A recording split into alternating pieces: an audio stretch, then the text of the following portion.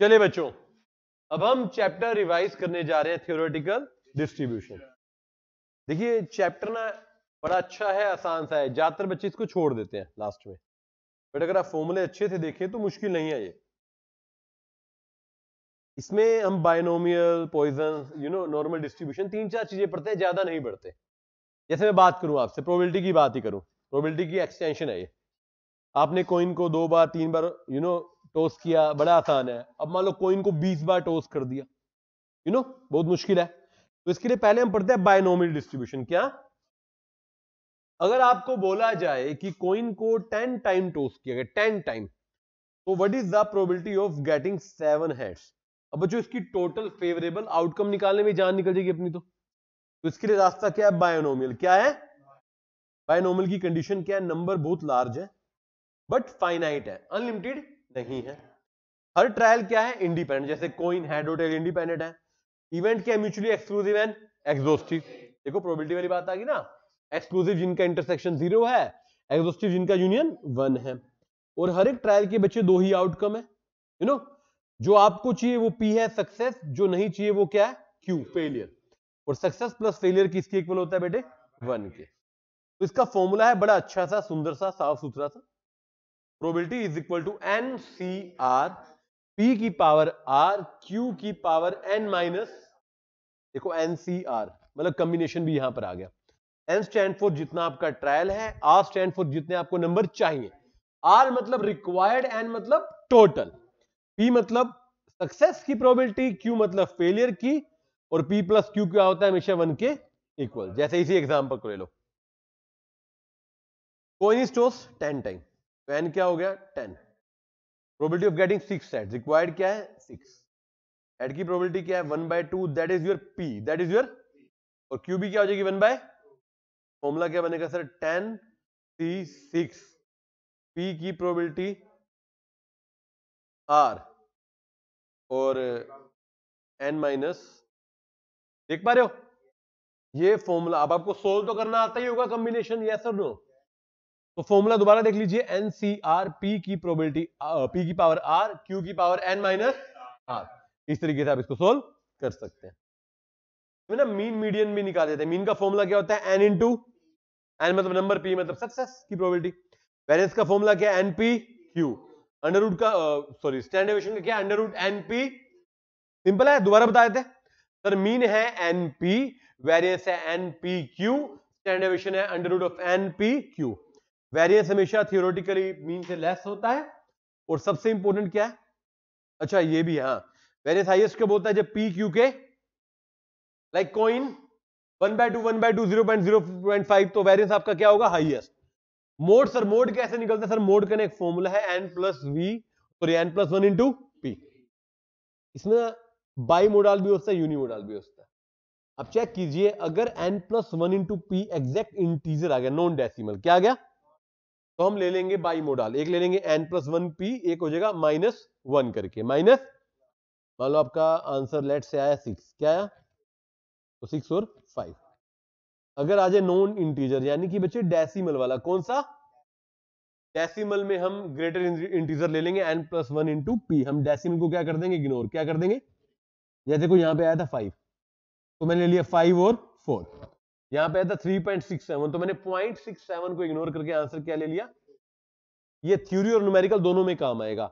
अगर N plus 1 into P की value integer है तो बाई मोडाल, एक बार -1 कर देंगे। अगर डेसिमल में है तो डेसिमल को इग्नोर कर देंगे। क्या कर देंगे? इग्नोर। इस तरीके से इसमें ना एक चीज समझने वाली है, जैसे मान लीजिए आ जाए इक्वल टू ग्रेटर वाला, इक्वल टू, देखिए इस क्वेश्चन में क्या हो रहा है, N 8 है, R 4 है, तो इक्वल टू ग्रेटर का मतलब आपको 4 की भी निकालनी पड़ेगी, 5 की भी, 6 की भी, अप टू N तक, तो ऐड करना पड़ेगा। अगर यहीं पे R लेस देन 4 होता तो हम निकालते 0 की, 1 की, 2 की, 3 की, और लेस देन इक्वल टू 4 होता तो 0 की, 1 की, 2 की, 3 की और 4। इक्वल टू को कंसीडर किया जाता है। डन है बात? और ऐसे शॉर्टकट भी ले सकते हो, अगर क्वेश्चन दे रहा है तो आपको, मान लो आपको चाहिए R less than equal to 3, तो that means it can be 1 minus R greater than equal to 4। जो 4 या 4 से ऊपर है वही तो 3 और 3 से कम है, राइट?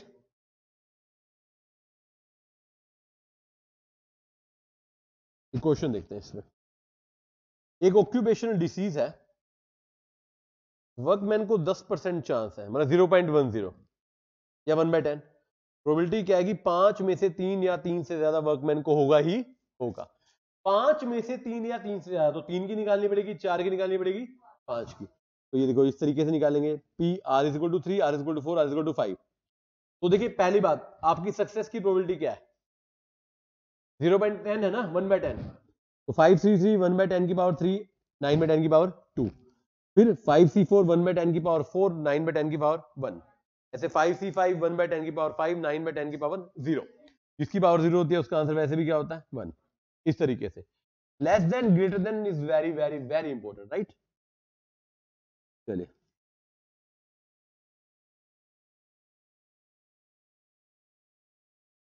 एक ना पेपर में ऐसा क्वेश्चन आता है, अगर आपने देखा हो, आर को ना कई बार एक्स भी बोला जाता है। क्या बोला जाता है?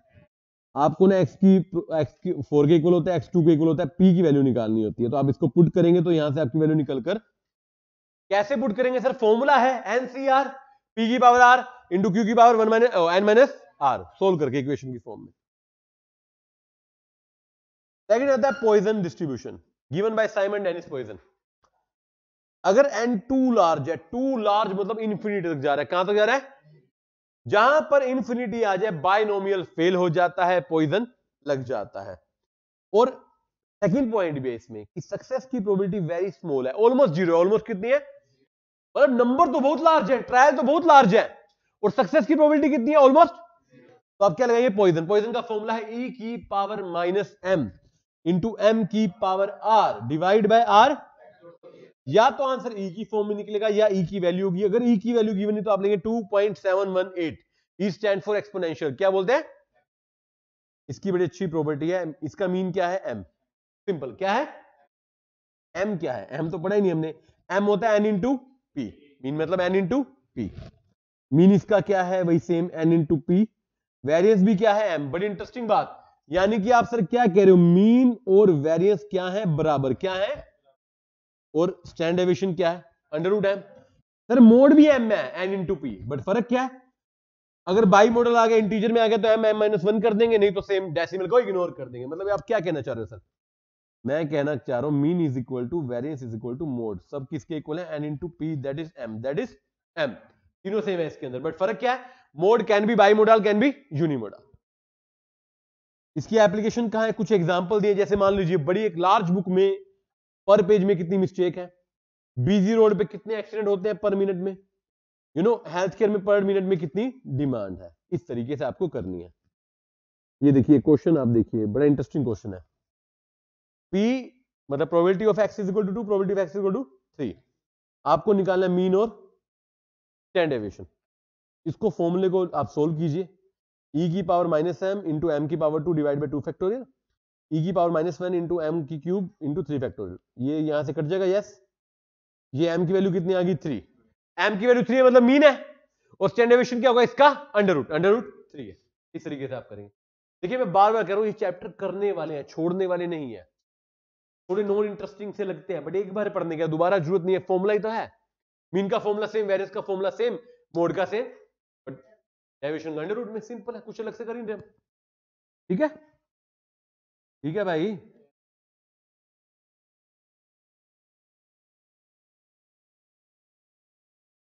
ये देखिए between 9 AM and 9 PM average phone call है आपके 4। कितने? 4। प्रोबेबिलिटी है कि एक पर्टिकुलर मिनट में या तो कोई फोन कॉल ना आए या एटमॉस्फेयर आ जाए। देखो एवरेज का मतलब मीन है ना, m आपका गिवन है 4, क्या है? r है एक बार 0, या एटमॉस मतलब 0 1 2 3। देखो इसमें तो पुट कर देंगे सिंपल 0 के हिसाब से। इसमें तीनों निकालने पड़ेंगे भाई, ये 0 1 2 3 ऐड, जहां पे एटमोस्ट एटलीस्ट आपको ऐड करना ही पड़ेगा। फॉर्मूला सेम है, e की पावर -m इंटू एम की power r divide by r factorial. यही है, कुछ हो रहा है? यही है ना। This is Poisson, this is जहर वाला पॉइजन नहीं है, ये जहरीला नहीं है, ये खतरनाक है ये बात। सर एक आता है लास्ट में नॉर्मल डिस्ट्रीब्यूशन, ये आता है कॉन्टिन्यूस वेरिएबल के लिए। किसके आता है? मतलब क्या कह रहे हो सर, पहले दो डिस्क्रीट के थे? यस, पहले दो डिस्क्रीट के थे, तो गॉसियन डिस्ट्रीब्यूशन भी बोलते हैं इसके लिए ना। इसके लिए इन्होंने प्रोबेबिलिटी डेंसिटी फंक्शन दिया है। Probability density is equal to 1 by standard deviation under root में 2 इंटू पाई इंटू ई की power -2 into x minus u. U मतलब मीन, मीन है बेटे, ये है मीन। क्या है ये? डोंट कॉल इट यू, ये स्टैंडर्ड डेविएशन, ये फॉर्मूला है, ठीक है आपका। सर इस पे क्वेश्चन पता कैसे आता है? एक ना क्वेश्चन दिया होता है, उसके अंदर से मीन या स्टैंडर्ड डेविएशन निकालो। मीन तो हमेशा निकल जाता है, ऐसा ही होता है। स्टैंडर्ड डेविएशन क्या करते हैं हम इसको ना इस इक्वेशन में पूरा करते हैं, ऐसे बना के देते हैं। दिखाऊंगा अभी क्वेश्चन, देखिए जैसे यही है, identify the distribution and find the mean and standard variance. Variance के लिए मतलब स्टैंडर्ड डेविएशन चाहिए। इसको मैंने क्या किया, मेरा फॉर्मूला क्या, देखिए मेरे को चाहिए 1 बाय स्टैंडर्ड डेविएशन, ऊपर चाहिए -1/2। मैंने क्या किया बेटे, मैंने इसको ना यहाँ पे अंडर रूट 1/√2 से मल्टीप्लाई कर दिया और डिवाइड कर दिया, और ऊपर -2 और अंदर -1/√2 से मल्टीप्लाई कर दिया। ये मेरा फॉर्मूला नया बन के आ गया। देखो, देख रहे हो आप इसको? अब इसको कंपेयर करना ओरिजिनल फॉर्मूले से। सर ये जो है ना, ये आपको दिख रहा है 4, ये क्या है? मीन। क्या है? स्टैंडर्ड डेविएशन क्या है? 1/√2, और इसका आप स्क्वायर कर दोगे तो वेरिएंस आ जाएगा, दैट इज 1/। आपको ना कोई भी क्वेश्चन आए ना, अपने बेसिक प्रोबेबिलिटी डेंसिटी फंक्शन में कन्वर्ट करना है। क्या करना है? कन्वर्ट करना है। कन्वर्ट कैसे करना है? वही same, 1 by standard deviation into under root में 2 पाई इंटू ई की power -1/2 into x minus mean divide by standard deviation का स्क्वायर, होल स्क्वायर। इस तरीके से इसकी प्रॉपर्टीज और भी आसान है। इसमें मीन, मीडियन, मोड तीनों क्या होते हैं? हमेशा बराबर। मीन डेविएशन, मीडियन डेविएशन और मोड डेविएशन तीनों क्या होते हैं? बराबर, और होते हैं 0.8 इंटू स्टैंडर्ड डेविएशन। देखो ये क्वेश्चन आता है पेपर में, अगर मैं स्टैंडर्ड डेविएशन को 0.8 से मल्टीप्लाई करूंगा तो क्या आ जाएगी? Mean deviation. क्वार्टाइल क्या होता है? क्वार्टाइल के लिए Q1 के लिए मीन में से 0.675 ऑफ स्टैंडर्ड डेविएशन माइनस कर दो, Q3 के लिए मीन में 0.675 स्टैंडर्ड डेविएशन ऐड कर दो, और यहां से ना Q2 निकालना आता है। Q2 आपको ऑलरेडी निकालना आता है, Q1 plus Q3 divide by 2, और क्वार्टाइल डेविएशन निकल जाएगी 0.3 minus Q3 minus Q1 divide by 2। या एक और फॉर्मूला ले लो। अब कहानी समझना, स्टैंडर्ड डेविएशन गिवन है, उसको 0.8 से मल्टीप्लाई कर दिया तो मीन डेविएशन आ जाएगी, 0.675 से मल्टीप्लाई कर दिया तो क्वार्टाइल डेविएशन आ जाएगी, ठीक है। तो कहते हैं पॉइंट ऑफ इन्फ्लेक्शन। क्या आते हैं? एक बार मीन में से स्टैंडर्ड डेविएशन माइनस कर दीजिए, एक बार मीन में से मीन में ऐड कर दीजिए। जो माइनस करोगे उसको कनकेव बोलोगे, जो ऐड करोगे उसको कन्वेक्स बनेंगे, अगर पूछा जाए तो कनकेव बोलेंगे।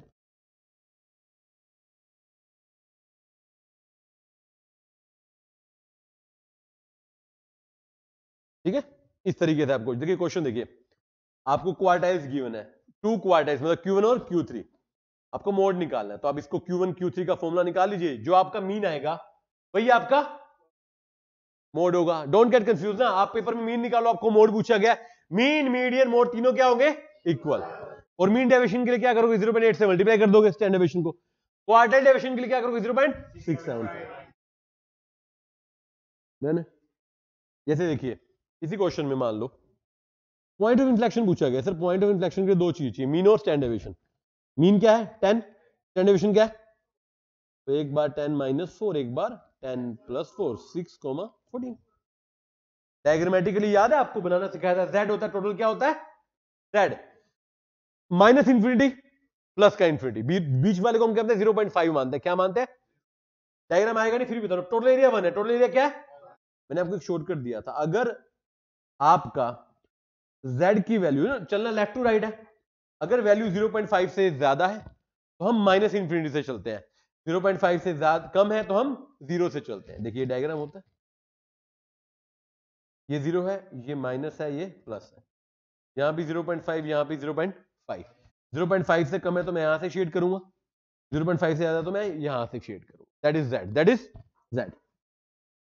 देख रहे हो? देखिए 0.35 मैंने यहां से शुरू किया, 0.96 मैंने शुरू से इन्फिनिटी माइनस इन्फिनिटी से शुरू कर दिया, that is Z, that is Z, Z का एक फॉर्मूला भी तो है, क्या है?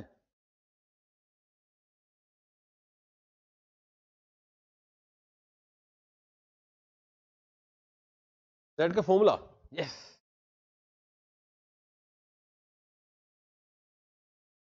ना ना ना बन, दिस इज योर फॉर्मूला, ध्यान रखना, दिस इज योर जेड का फॉर्मूला, पूछा जाए तो क्या है? एक्स वही है जो आर है, जो आपको चाहिए, दैट इज द वैल्यू जो आपको चाहिए, दैट इज एक्स।